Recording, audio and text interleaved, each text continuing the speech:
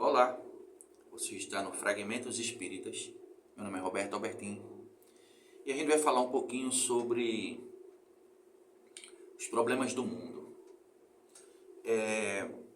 Esse texto ele foi tirado do Evangelho segundo o Espiritismo, no capítulo 6, no item 5.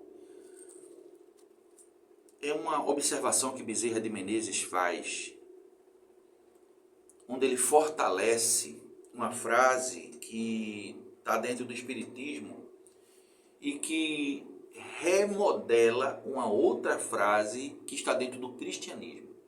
Dentro do cristianismo existe uma frase que diz o seguinte: fora da igreja não há salvação. Isso foi criado pela igreja católica e replicada exaustivamente pela igreja protestante.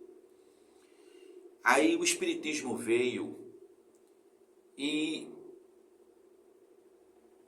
modelou de uma outra forma essa frase. Ele diz o seguinte: fora do Cristo não há salvação. Antes dessa frase ser dessa forma, ela era assim, ó: fora da caridade não há salvação. Por quê? Porque não adianta eu estar dentro da igreja e não ser cristão da forma correta, não ser caridoso com ninguém, não ajudar a ninguém, não seguir o Cristo. Eu só estou frequentando a igreja, né? Então o Espiritismo veio para tornar matéria, para tornar ação, para tornar palpável esse amor sendo praticado através do processo da caridade. Então a gente dizia que fora da caridade não há salvação. Mas muitas vezes a gente faz a caridade e não faz ela de forma como deveria, com amor. A gente simplesmente vai lá mecanicamente e faz aquele serviço e acha que está tudo certo. E isso não é caridade, isso é assistencialismo. Quando você envolve essa atitude com amor, quando você envolve o Cristo dentro dos teus pensamentos, das tuas intuições, dentro daquilo que tu tenta ser como um ser humano melhor, e isso é praticado através da caridade, aí sim, fora do Cristo, que está dentro de todo esse campo, não há salvação. Então aí ele começa um questionamento, ele começa dentro do texto, ele faz algumas perguntas, ele faz toda uma observação, né? E Bezerra de Menezes, ele nos leva a questionamento, sabe? Ele faz com que a gente pare para pensar. O mundo está repleto de ouro. Existe ouro em qualquer parte do mundo. Ouro no solo, ouro no mar, ouro nos cofres. Mas ouro não resolve o problema da miséria. Infelizmente, isso é um fato. Esse ouro palpável, esse ouro tangível que muitas pessoas matam e morrem por ele, não mata a miséria nem deles mesmos. Veja o quanto somos pequenos, né? A felicidade da gente está onde está o coração da gente, cara. Se o coração da gente está dentro do ouro, ele vai buscar o ouro a vida inteira, vai ser feliz dentro daquele ouro, e depois ele descobre que o ouro não fica para ele, não serve de nada para ele. Pode dar uma condição de vida boa? Pode. Mas sem ouro também poderia ter uma condição de vida boa. Trabalhando com outra coisa. O mundo está repleto de espaço. Espaço entre os continentes, nos continentes, espaços nas cidades, espaço nos campos. Mas o espaço não resolve o problema da cobiça. É muito comum aquela frase, né? Quem muito tem, mais quer. Tem pessoas que precisam ter casas enormes para se sentir felizes. Tem pessoas que moram em casebres e são hiper felizes. Então não é o espaço que resolve a questão da cobiça. O mundo está repleto de cultura. Cultura no ensino, na técnica, cultura na opinião. Mas a cultura da inteligência não resolve o problema do egoísmo. Não basta só conhecer. Tu tem que lutar contra as tuas imperfeições morais. Bezerra de Menezes ele é muito profundo. Ele coloca a situação de um jeito que a gente para entender, olhando por um outro prisma. De fato, a cultura em si, o espiritismo também é cultura, o catolicismo também é, o protestantismo, e isso muitas vezes não resolve o problema do egoísmo. O que resolve o problema do egoísmo é a dilatação da consciência, é quando o indivíduo cai em si e diz: Putz, errei nisso. Preciso combater isso. É quando ele sente na pele, muitas vezes, sente na pele para poder entender. Não basta só ele olhar e ver e entender o sofrimento do outro, que aquilo que ele faz está errado. Ele muitas vezes não consegue perceber. E às vezes não está nem aí, porque é no outro, não é nele. Mas quando chega nele, a dor é a maior do mundo. E não é só mais uma dor causada por ele mesmo, como a dor do outro também foi causada por ele mesmo, como a dor daquele outro foi causada por ele mesmo, e assim se vai. Quando ele entende essa lei de que tudo que se planta se colhe, aí ele começa a tentar modificar, se quebrando orgulho, vaidade e egoísmo. Veja como somos pequenos. A gente luta por ouro, por espaço, por culturas. Nos tornamos melhores porque somos ricos, temos espaço suficiente para exercer aquilo que nós queremos, temos cultura suficiente para vivermos muito bem. E não temos nos libertado nem da miséria, nem da cobiça, nem do egoísmo. O mundo está repleto de teorias. Teorias na ciência, teorias nas escolas filosóficas, teorias nas religiões. Mas as teorias não resolvem o problema do desespero.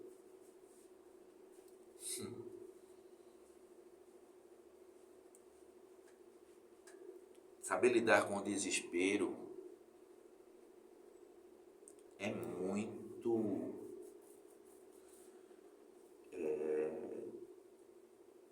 complexo e raro.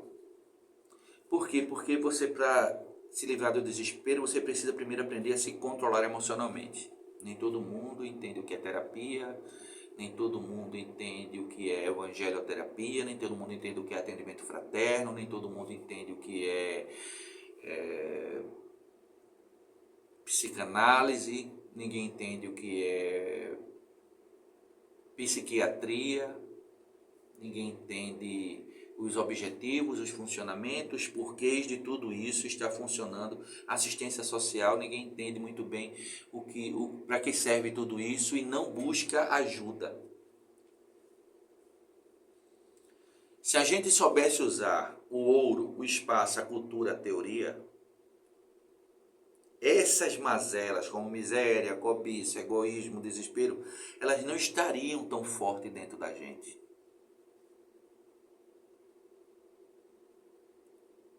O que liberta a gente do desespero é o controle emocional. Porque o desespero é só um descontrole. Sabe? É quando você não consegue ver nem futuro e nem passado. É feita a dor. Quando a gente está em processo de dor, a gente só consegue ver o presente. É a dor, é a dor, é a dor, é a dor. A gente esquece do passado, a gente esquece do futuro. A gente esquece do passado no sentido que já passamos situações semelhantes ou até piores e passamos por ela. E sobrevivemos a ela. E que a gente tem força suficiente para sair dessa situação. A gente não lembra daquilo, porque a dor está machucando muito agora. A gente não consegue pensar no futuro porque a gente sabe que tudo aquilo que a gente passa não precisa passar de novo desde que a gente não plante. A gente esquece que a gente tem toda uma assistência espiritual que está nos amparando agora para que estejamos melhores lá na frente. E que tudo passa. Conselho de Maria para Chico. Chico estava passando um problema, pediu a Emmanuel que perguntasse a Maria qual era a resolução daquele problema. Desse um conselho a ele. Passou-se muito tempo. Aí quando foi um dia, Emmanuel aparece e diz a ele: Chico, chegou a mensagem de Maria. Chegou? Qual foi? Tudo passa. Chico ficou meio assim porque esperava uma outra resposta. Mas não existe melhor resposta. Tudo é passageiro. Não adianta tu desesperar. É nessa hora que tu tem que exercer a fé. É nessa hora que tu tem que colocar em prática aquilo que tu aprendeste. Com as teorias, com a cultura. Sabe? É ali que tu tem que respirar e dizer: bom, o problema está aí, não adianta eu me desesperar, não vai contribuir em nada, muito pelo contrário, vai dificultar tudo. Eu tenho que ser mais racional ou tenho que ser mais emotivo, dependendo da situação. eu vou ter que usar melhor a minha inteligência para canalizar para esse ponto, eu tenho que procurar ajuda especializada, porque sozinho eu não estou conseguindo dar conta. Maturidade existe para isso, né, para tomar decisões desse porte, de procurar ajuda, mas somos orgulhosos demais a achar o ponto de não precisar de terapia, de não precisar de auxílio de um médico, não precisar de auxílio de alguém mais espiritualizado, não precisar de alguém, de consultar um livro, né, para achar a resposta. Evangelho. Somos arrogantes suficientemente para preferir nos descabelarmos, sabe, brigar com o mundo, achar que sofremos mais do que todo mundo, do que procurar ajuda, do que procurar o remédio. Preferimos nos enclausurar, abdicar de relações para não sofrer mais, porque não sabemos lidar conosco e, por conseguinte, não sabemos lidar com o outro. E como a gente não sabe lidar com outros e vibramos em determinados tipos de região vibracional, né, energética, a gente acaba atraindo aquele que pensa igual a gente, tão doente quanto. Depois a gente diz, eu tenho um dedo podre para relacionamento. Não, você está em desequilíbrio e não sabe fazer escolhas. Eu já passei por isso. Quem nunca passou? E é por isso que a gente tem que ser mais seletivo naquilo que a gente faz, para não correr atrás de ouros desnecessários, em busca de espaços desnecessários, de culturas que não nos vão acrescentar muita coisa, ou até destruir outras que a gente já construiu que eram sólidas, e que a gente não deve estar procurando teorias que não vão nos responder, não vão nos melhorar, não vai nos tirar do desespero. A gente tem que ser mais seletivo naquilo que a gente busca, para que quando a gente alcance, não sofra com aquilo que a gente quer. O mundo está cheio de organizações. Organizações administrativas, econômicas, sociais. Mas as organizações não resolvem o problema do crime. Porque o problema do crime não está nessas organizações. O problema do crime está no indivíduo que não foi educado. Eu estou falando em todos os âmbitos. Educação nas escolas, educação doméstica, educação emocional, educação religiosa, educação financeira, educação de todos os potes. Então o indivíduo, além de ter as deformidades morais, ainda não encontra o recurso necessário para que ele se transforme nesse processo do reencarnatório que ele está. Aí ele aprende que tomar é melhor do que pedir e trabalhar. Aí ele vai e toma. E se for necessário tirar a vida de alguém, ou sequestrar alguém, ou enganar alguém, ou adulterar no seu relacionamento, ou ele vai fazer. Não existe a situação em que o indivíduo, tendo todos os recursos, eu estou sendo hipotético, tá? Que tendo todas as condições, venha a cometer o ato de forma consciente, a não ser que ele seja psicopata, a não ser que ele seja uma pessoa que tem um desvio, um transtorno gravíssimo, ele vai e faz. Mas uma pessoa comum, que teve esclarecimento, educação de pai e mãe, que teve uma orientação religiosa coerente, né, que teve uma educação escolar, uma pessoa que teve afeto na sua criação, uma pessoa que foi mostrado para ele desde a infância a frustração, para que ele entenda que o mundo não circula em volta dele, quer dizer, ele teve uma boa educação doméstica, né? Ele foi orientado, teve limites, uma pessoa que aprendeu a trabalhar na caridade junto com os pais. Ele pode tomar decisões equivocadas? Pode, e vai tomar, mas serão bem menores do que se ele não tivesse nenhuma dessas oportunidades. Então, assim, a gente tem que aprender que o indivíduo, ele é um ser social. Ele não é uma pessoa que nasceu e que por si só vai se desenvolver, crescer e vai seguir o mundo com as próprias mãos, os próprios pés. Não vai. Os filhos, eles vieram para ser educados. Muitos querem um processo educacional, outros não. Eles se renegam, lutam contra os pais, fogem dos pais e querem viver a sua vida. Vão sofrer consequências? Vamos. Vai ser doloroso para eles? Muito. Vai ser doloroso para os pais verem aquilo acontecer? Demais. Mas a responsabilidade é deles. São escolhas deles.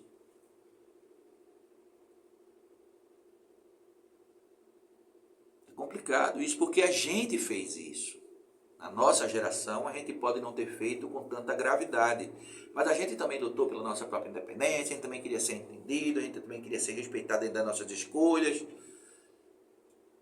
Ah, eu não tenho problemas. O mundo é alcoólatra, por que será?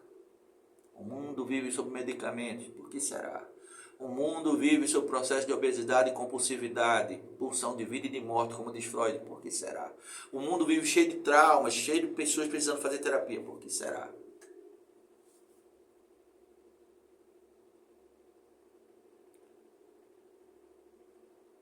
Para extinguir a chaga da ignorância, que acalenta a miséria, para dissipar a sombra da cobiça, que gera a ilusão, para exterminar o monstro do egoísmo que promove a guerra, que anula o verme do desespero que provoca a loucura, e para remover o charco do crime.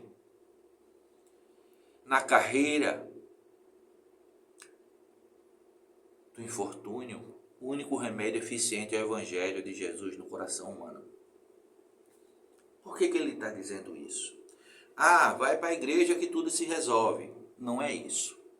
O que ele quer dizer é que se tu estiveres alinhado com a providência divina, se tu entende qual é o propósito divino na tua vida, se tu estás ali disposto a ajudar o próximo e com isso também se beneficiar, se tu estás disposto a transformar a tua paisagem mental através da leitura edificante das palestras, dos conceitos novos que o Evangelho pode te dar. Porque aí tu começa a entender como é que funciona a lei divina e aí é que tu começa a entrar em sintonia com essa lei. Aí tu começa a modificar não só o teu pensamento, mas as tuas palavras e teus atos. Aí tu evita o crime, aí tu evita a miséria. Porque a miséria não é só falta de dinheiro, existe a miséria humana. Os pobres de espírito. Aquelas pessoas que fazem o mal e acusam os outros de fazerem o mal. Que levantam mentiras, que engana todo mundo, que trai, que adultera, que faz isso, que faz aquilo.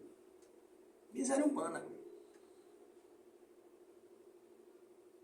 Vai se evitar a cobiça, pessoas passam a vida arrumando um jeito de ficar rico, de jogar na loteria, de fazer loto fácil, de conseguir ouro, de dar golpes, de fazer isso, de querer filho de gente rica. Sabe, como se isso fosse resolver a vida da miséria, que fosse resolver a cobiça dela, fosse resolver os problemas que ela entende. Não resolve. Não resolve. Sejamos assim valorosos, entendendo a doutrina espírita que desentranha da letra na construção da humanidade nova, irradiando a influência e a inspiração do Divino Mestre, pela emoção e pela ideia, pela diretriz e pela conduta, pela palavra e pelo exemplo. Vê a profundidade disso. Sejamos assim valorosos, entendendo a doutrina espírita, que o desentranha da letra na construção da humanidade nova. Porque o objetivo do Evangelho, que é a boa nova que o Cristo traz, é modificar a sociedade que ele vive. Modificando essa sociedade, vai modificando as outras que vêm por detrás, que vêm depois. E elas vão se melhorando, cada uma gradativamente, em exemplo da anterior. E ele diz, irradiando a influência e a inspiração do Divino Mestre, Cristo. Pela emoção e pela ideia. Ele te tocou. Cristo nunca deu um pedaço de pão sem antes ter alimentado o Espírito com o ensinamento. Nós podemos fazer o mesmo. Quando não temos o pão para dar, pelo menos o alimento espiritual, que é uma palavra, a gente pode fazer. Enquanto a gente não tem isso aqui, aprendamos a dar o pão com quem está dando o pão e está dando o Evangelho. Que a gente vai aprendendo o Evangelho também. Sabe, é uma cadeia, uma coisa vai levando a outra. pela diretriz e pela conduta. Ele te mostra o caminho e como tu deve traçar o caminho, como tu deve fazer esse caminho, percorrer o caminho. A conduta espírita ela faz isso, né? Pela palavra e pelo exemplo. Ele não só te ensina na teoria, ele te mostra fazendo na prática. Tu tem que ser paciente, tu tem que ser humilde, tu tem que desenvolver atividades em nome do próximo, tu tem que trabalhar como médium, tu tem que fazer isso, tu tem que fazer aquilo. Cada um dentro do seu campo. Não basta só estudar, tu tem que praticar. E parafraseando o conceito inominável de Kardec em torno da caridade, lembra que eu falei daquela primeira frase lá atrás? Proclamemos os problemas do mundo. Proclamemos aos problemas do mundo. Fora do Cristo não há salvação. Parafraseando Kardec. Kardec, fora da caridade não há salvação. Usando esse mesmo contexto. Fora do Cristo não há salvação. Quem falou isso foi Bezerra de Menezes no livro O Espírito da Verdade. Irmãos, o que a gente precisa é de transformação íntima. O que a gente precisa é de melhoramento íntimo. O que a gente precisa é aprender a usar a consciência, dilatando ela. Para que dilatando ela, a gente possa entender melhor os desígnios divinos e se alinhar com esses desígnios. Primeiro porque no Pai Nosso a gente sempre repete, né, que seja feita a tua vontade. Então que a nossa vontade esteja alinhada com a vontade dele, para que a gente não sofra, para que possamos escolher sempre o melhor para a gente e para todos aqueles que nos circundam. Aquele que gostou, por favor, dê o like para fortalecer o canal, se inscreva no canal, compartilhe esse vídeo com as pessoas que você acha que precisa escutar isso e que possamos distribuir o Evangelho a todos aqueles que nos circundam. Muito obrigado pela paciência e que a paz do Filho e o amor do Pai nos envolva hoje, agora e sempre.